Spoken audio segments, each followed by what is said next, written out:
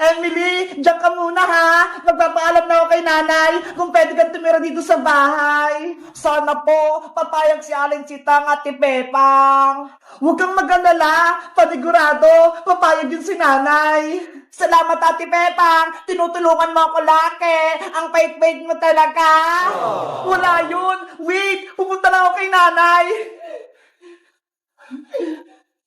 Nay! Ano yan, Bebang? Nay, may sasabihin po ako. Sana okay lang sa inyo.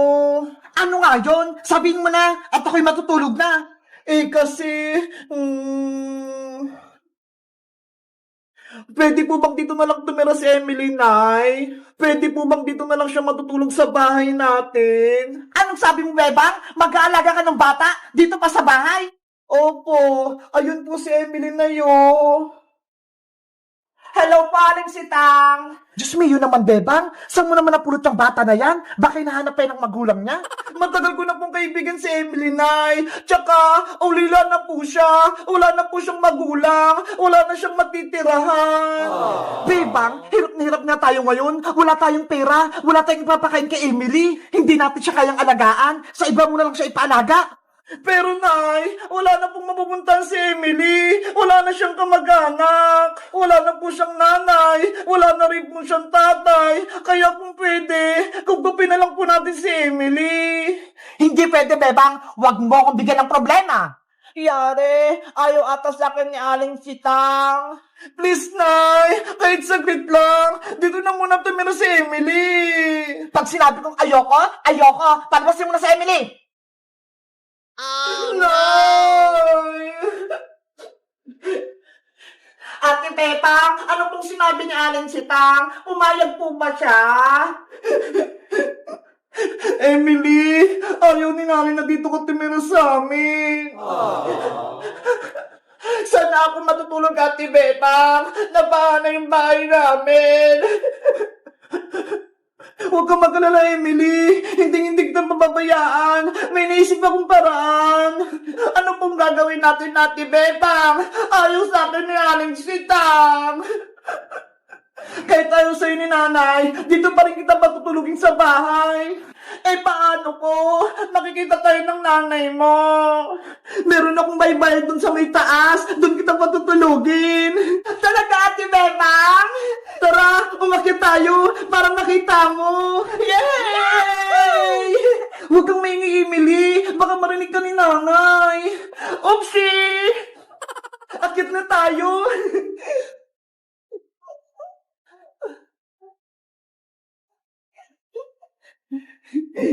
Bilis, Emily!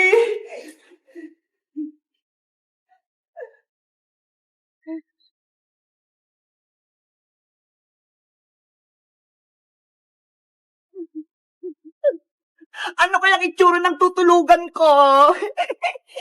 Charot! Dito ka matutulog, Emily, sa aking baybahayan. Wow! Ang ganda! Ang laki pa! Habang wala ka pang bahay, dito ka muna tumira. Bilis! Pumasok ka na sa loob! Okay pa! Ay!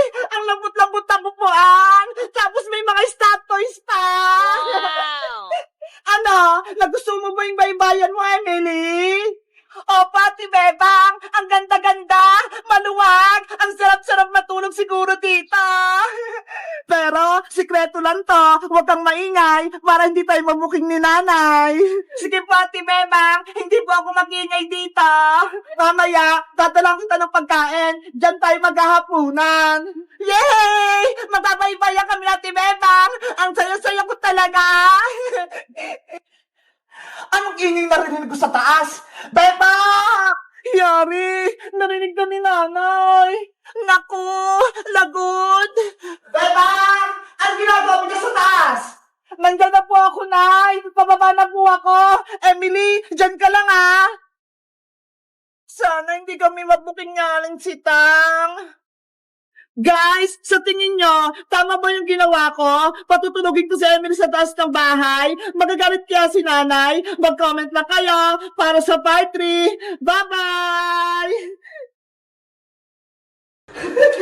Nasaan na ba yung bag ko? Excited na ako! Mag-enroll kami sa school! Ay, ito! Si Sophia! Bebang! Bebang! Tara na sa school! Nandiyan na ako, Iska!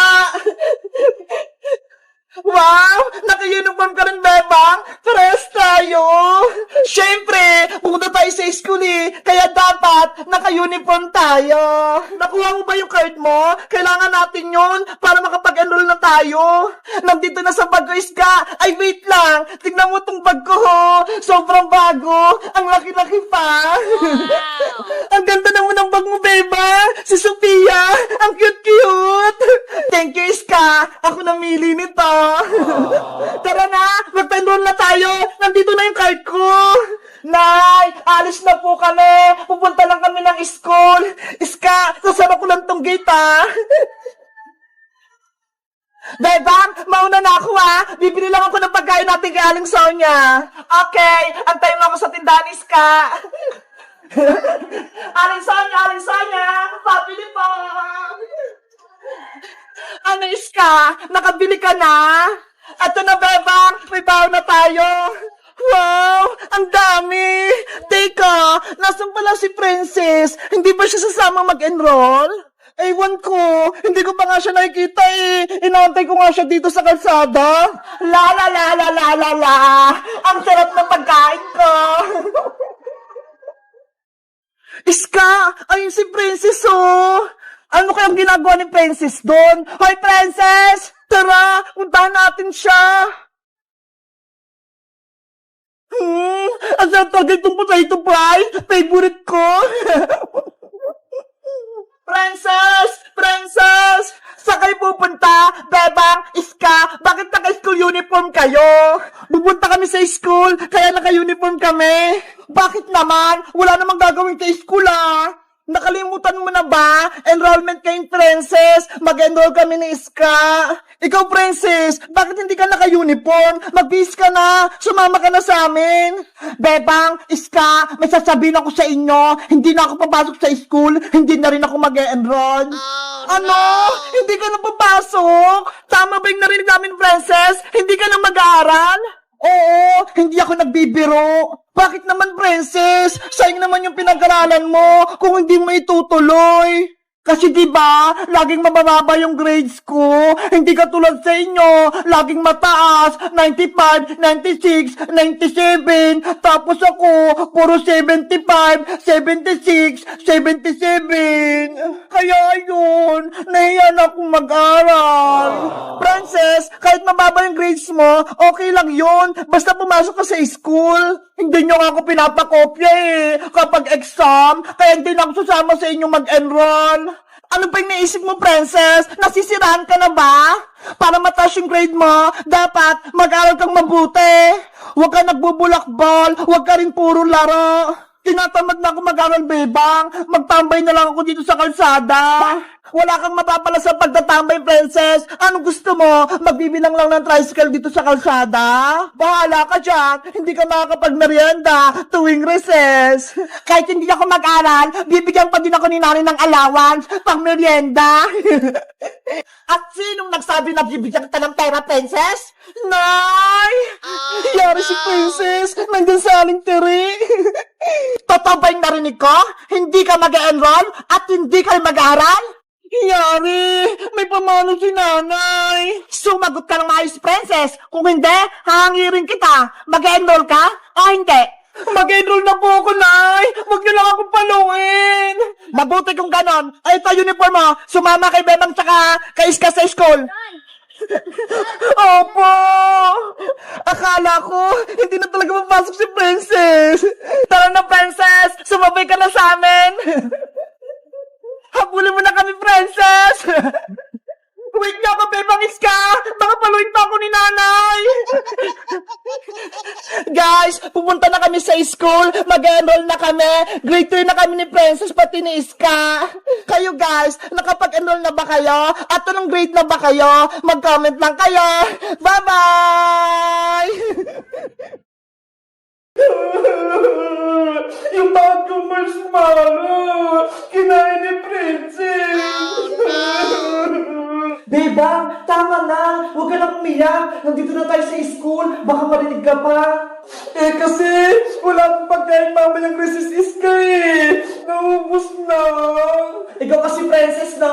Ang sabi kasi ni Bebang, hati kayo sa marshmallow, pero kinain mo lahat. Bebang, sorry na, huwag ka nang umiyak. Ito ho, bigyan kita ng piso. Palitan mo yung kinain kong marshmallow. What? Ano?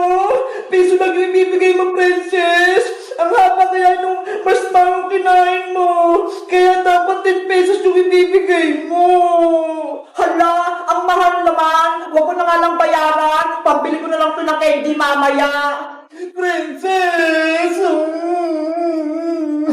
Ikaw, princess, pinaiyak mo pa si Beba. Ikaw na nga may kasalanan eh. Babayaran ko na nga, ayaw pa niya.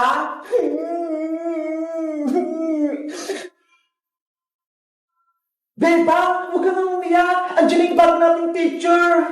Good morning, class. Good morning, teacher. Good morning, teacher. Good morning, teacher. Bakit may umiyak sa class ko? Ano nangyari sa'yo? Nag-ingay din si Bebang, teacher, kasi wala po siyang baon. Nako. Bawal ang iyakin dito sa may classroom ko. Kaya, tigilaw na iyak mo. Opo. Napagalitan. Ikaw talaga, princess. Tinawagan mo po si Bebang.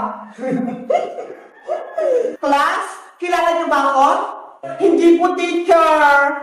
Okay, magpapakilala ko. Ako si Teacher Maribel Santos, ang class advisor nyo. Kaya dapat, mabait kayo. Huwag pasaway at huwag iyakin sa klase ko. Naiintindihan nyo ba?